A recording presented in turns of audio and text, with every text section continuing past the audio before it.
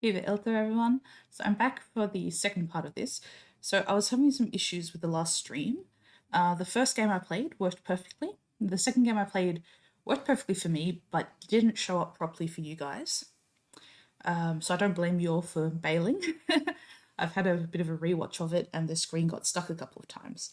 Now, if that ever happens in my stream, please feel free to let me know, because it's not much point watching if you can't see, is it?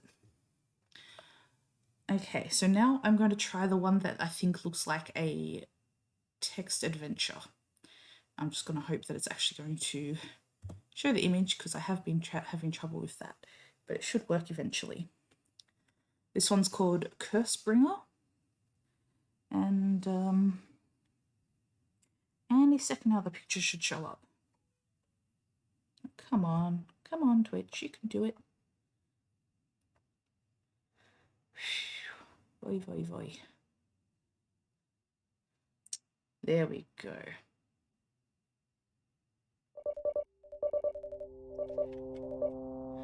Mouse click equals interact, escape is close game. Oh, and that's it. Okie dokie. You are a Cursebringer, a member of a secret coven of witches responsible to carry out the death curse on marked targets. You have been summoned to headquarters in order to receive your next assignment. You arrive at headquarters. The place is disguised as a corporate building. When you stop to think about it, traditional corporate buildings look the same. It's hard to know what's actually going on inside them. A perfect disguise.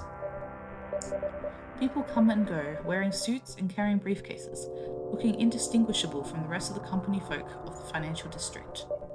Except the briefcases are filled with spellbooks, pictures, and documents about marked targets, herbs, plants, and magic powders that are not cocaine, unlike most of your white-collar neighbours. Go to reception. You spot Chalk working at the reception tonight. You recognise her by the tattoos on her hands and curly black hair. You know that under her suit there are more tattoos than you could count. Not that you were concerned by counting them at that time.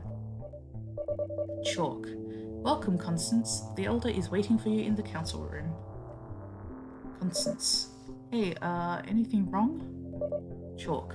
No, I'm just working. Why? Constance. Sounding too professional.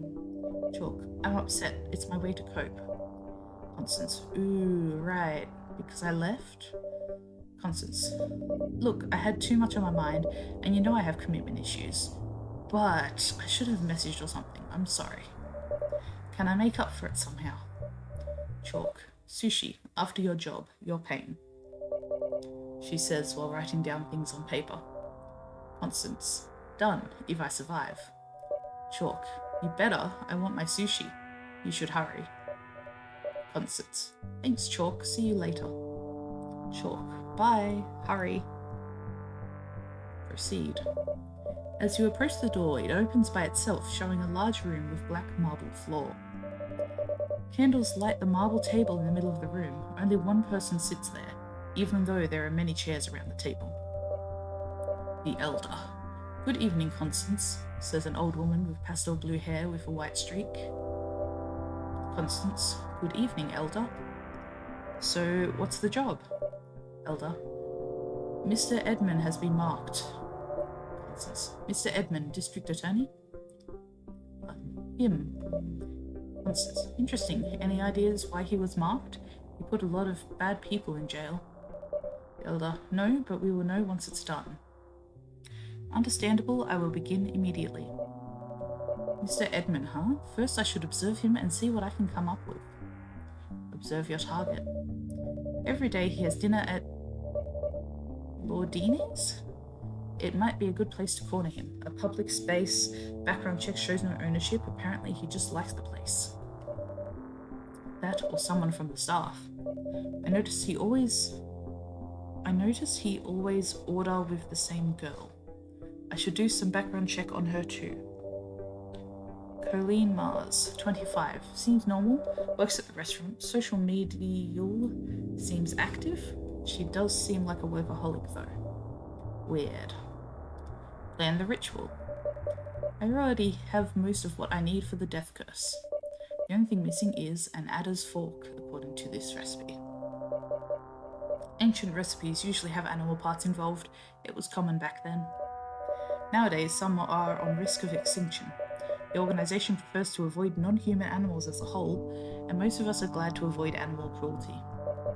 So we have to find substitutes instead. The words have power, so we find meaning behind the words, but then the effect is the same. An adder's fork is the forked tongue of a snake, a viper. That's what liars, backstabbers, and cheaters are called. For that, I need the tongue of a liar and cut it as a fork. I have a few options in mind for that. After, I should confront him. That's it. I have watched my target and planned my moves. Time to get to work. Begin the mission. Apple Tree Private Cemetery should be full of liars who died recently. Rich people are buried there. Maybe some tongues are still intact. According to the news and previous targets from the organization, Mayor Igritz and Master 37, an internet celebrity, should be both buried in Fancy Cemetery. Both of them died recently, and both of them were known liars. Lying is not grave enough to get you marked. These two were way more than just liars. Mayor Igritz's election was filled with promises, just like any politician, and he managed to get elected. Nothing surprising so far. During his mandate, he issued a new type of school lunch, supposed to be something healthy that looked like granola bars. The kids started getting sick right after the food started being distributed to the schools. When he was marked and ended by the death curse, then people finally found out he was using, I'm not going to say that, sewer insects to make the bars. Disgusting.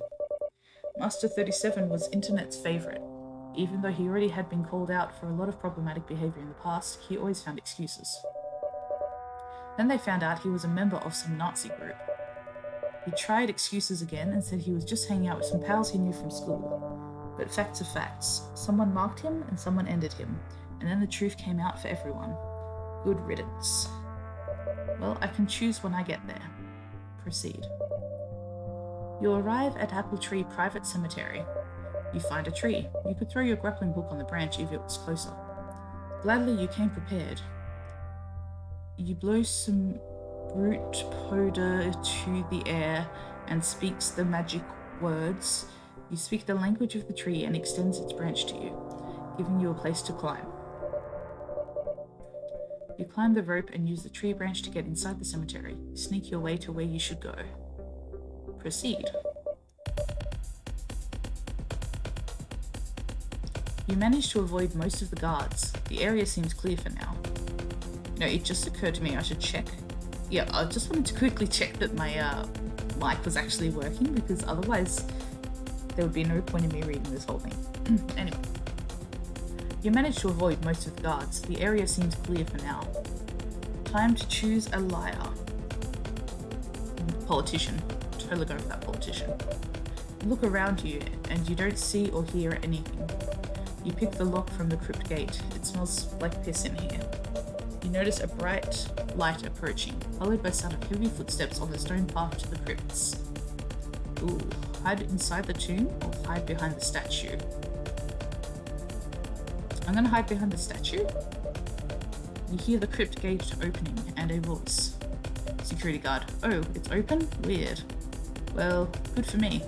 Now I can finally piss on your dumb statue, you piece of shit. You hear the crypt gate opening and a voice. You hear the sound of liquid wetting the stone. That's a lot of liquid, and it almost hits you. Security guard. My son went to one of the schools. You made him eat insects. This is your community. Hey, hope it's all is well. Hi, this is your community. That's quite a wild name you've got there. Yes, everything's going well here. How are you going? You hear a noise, then you feel a steel baton hitting the statue's head. You lower yourself in time, avoiding the strike, but you end up stepping on the puddle. The guard notices you. Who's there? Come out. This is private property. You go out, showing your hands. It's okay. I'm a mother, you see. My son also went to one of the schools. I came here to vandalize this place too. Oh, I'm sorry to hear that, lady. My son got so sick and we had no idea what was causing it. Then when the mayor died, the news came out. I was glad to find out he died, but then I heard they built this place right where I work. It's very unfortunate. I hope your son is fine. Thank God he is. Is yours okay? Yeah, he's strong. Good. Well, since we're both here for the same thing, want to give me a hand? I'm sorry about the urine. Sure, I have a small metal shovel. Should do some good damage. And it's okay, he deserved it. You two make a good work of the statue, smashing it to bits. You both laugh. Then he cries on your shoulder, gives you a thanks, and leaves. Tells you not to stay for long, as other guards might come round and check the noise. You wait for him to leave so you can grab the tongue, and then you flee from the cemetery. You're gonna need new shoes.